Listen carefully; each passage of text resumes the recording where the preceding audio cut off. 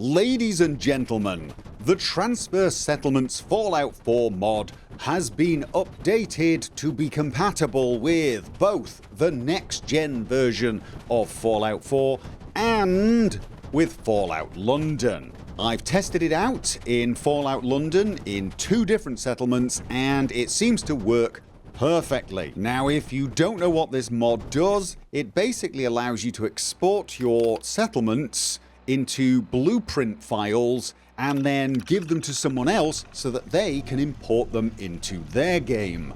And obviously vice versa. Probably more importantly for most of you, you can take somebody else's settlement blueprint and import it into your game.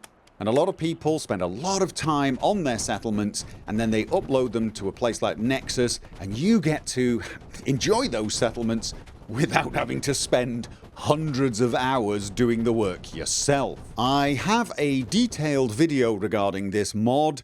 It's a little old, but it is still mostly relevant. I will leave a link down below. It goes into a fair number of the details and it shows you how to export and import these blueprints.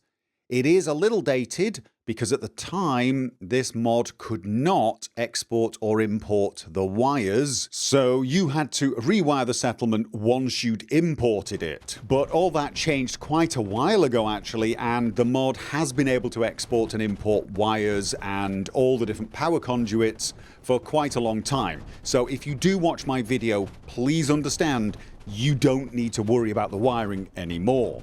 I am thinking about creating a more up-to-date version of that video. However, as I've said, most of the stuff I discuss in that video is still relevant and it will give you a good idea of how to import and export blueprints. I will link to the mod author's video where he is discussing this new update, and he introduces a new feature which allows you to place a terminal in the settlement, and you can use that terminal to export or import blueprints rather than using the settlement tape in your Pip-Boy or Attaboy.